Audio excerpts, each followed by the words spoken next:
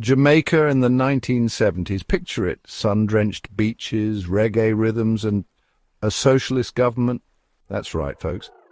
In 1972, Michael Manley, a charismatic leader with a socialist vision, became Prime Minister. He promised social equality, economic justice, and closer ties with Cuba. This didn't sit well with everyone, especially not a certain superpower up north. Manley's vision for Jamaica was rooted in democratic socialism. He aimed to lift the island nation from poverty and reduce its dependence on Western powers. His policies, however, were viewed with suspicion by the United States, already on edge from the Cold War rivalry with the Soviet Union. The United States, under the Nixon administration, saw Manley's growing relationship with Cuba as a threat. The specter of another communist ally in the Caribbean, so close to American shores, was unacceptable. This fear, whether founded or not, set the stage for one of the CIA's most controversial covert operations. Now, you might be wondering, why Jamaica? Why was a small island nation in the Caribbean so important to the United States? Well, to understand that, you need to look at the bigger picture. The Cold War, my friends, was like a giant game of Risk, with the US and the Soviet Union vying for global dominance. Every country, no matter how small, was a potential pawn in this high-stakes game.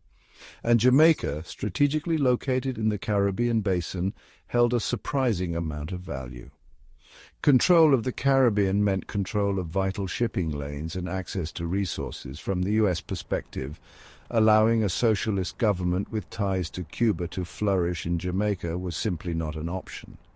They feared it could trigger a domino effect, leading other countries in the region to embrace communism. Thus, Jamaica became a target, a testing ground for the CIA's destabilization playbook. So how do you go about destabilizing a country? Well, if you're the CIA, you pull out all the stops. We're talking economic sabotage, propaganda, paramilitary operations, the works. It's a greatest hits compilation of dirty tricks, all designed to make a country ungovernable and turn the population against its leaders. Economic sabotage was a key tactic employed by the CIA in Jamaica. By manipulating essential resources and disrupting key industries, the agency aimed to create chaos and hardship, hoping to turn the Jamaican people against their government. Propaganda was another powerful weapon in the CIA's arsenal. Using a network of operatives, they planted stories in local media, spread rumors, and fueled anti-government sentiment. The goal was simple: to erode public trust in Manley's government and create an atmosphere of fear and uncertainty. Imagine a country suddenly plunged into darkness. Factories grind to a halt. Hospitals struggle to function. That's the reality of economic sabotage. In Jamaica, the CIA targeted critical infrastructure and industries, aiming to cripple the nation's economy. One of the most brazen tactics involved manipulating the supply of fuel. By creating artificial shortages, the CIA hoped to bring the island to a standstill. Transportation was disrupted, businesses were forced to close, and ordinary Jamaicans were left struggling to meet their basic needs. The bauxite industry, a vital source of revenue for Jamaica, was also targeted. The CIA allegedly encouraged and supported strikes, disrupting production and costing the country millions in lost revenue. The message was clear: oppose the US and face economic ruin. Section 5, Propaganda Warfare Molding Public Perception. In the age of information, controlling the narrative is paramount, and that's where propaganda comes in. The CIA understood this well, and they used it to devastating effect in Jamaica. Their goal was to poison the well of public opinion, turning the people against their democratically elected leader. They infiltrated newspapers, radio stations, and even the fledgling television industry, subtly, and sometimes not so subtly, injecting their narrative into the public discourse. Stories highlighting government corruption, real or imagined, were given prominent coverage. Rumors of Manley's supposed communist leanings were spread like wildfire. The CIA even resorted to forging documents and spreading disinformation to discredit Manley and his allies. The line between truth and fiction became increasingly blurred, creating an atmosphere of paranoia and distrust. Section 6. Fanning the flames, arming and funding opposition. Destabilizing a country isn't just about undermining the government, it's also about propping up the opposition. And in Jamaica, the CIA found a willing partner in the Jamaica Labour Party, Manley's political rivals. The JLP, opposed to Manley's socialist policies and his close relationship with Cuba, became a conduit for CIA funding and support. Money and weapons flowed freely, ostensibly to help the JLP win the next election. However, the situation soon spiraled out of control. Armed gangs aligned with the JLP began terrorizing neighborhoods, targeting Manley supporters and creating a climate of fear. Political violence became rampant, turning Kingston, the nation's capital, into a battleground. The CIA's fingerprints were all over this escalating conflict.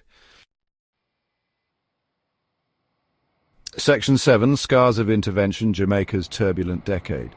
The CIA's covert war on Jamaica left deep scars on the island nation. The economy, already fragile, was pushed to the brink of collapse. Political violence became endemic, tearing apart communities and claiming hundreds of lives. The 1970s, once a decade of hope and promise for Jamaica, became synonymous with political turmoil and bloodshed. The country was deeply polarized and the social fabric of Jamaican society was torn apart. The CIA's intervention had a chilling effect on Jamaican democracy. The free press was compromised, elections were marred by violence and intimidation, and the very foundations of the nation's political system were shaken. The consequences of this tumultuous decade continue to reverberate today. Section 8. The Cold War's Shadow, Lasting Impacts and Lessons. The CIA's covert war on Jamaica was a microcosm of the Cold War's broader impact on the developing world. Fueled by paranoia and a warped sense of righteousness, the United States interfered in the affairs of sovereign nations, often with devastating consequences. Jamaica's story serves as a cautionary tale about the dangers of unchecked power and the unintended consequences of foreign intervention. It highlights the human cost of Cold War machinations, reminding us that behind the geopolitical chessboard lay real lives, shattered dreams, and a legacy of distrust. The legacy of the CIA's covert war continues to cast a long shadow over Jamaica. The country still grapples with the economic and social consequences of that turbulent period. The scars of political violence run deep, and the trust between the government and the governed remains fragile. Section 9. Conclusion. A legacy of distrust and unanswered questions. The CIA's covert war on Jamaica was a tragic chapter in the annals of Cold War espionage. It was a stark reminder of the lengths to which superpowers would go to protect their interests, even if it meant undermining democracy and destabilizing a nation. While the Cold War may be over, the lessons from Jamaica remain as relevant as ever. They remind us of the importance of transparency, accountability, and respect for national sovereignty.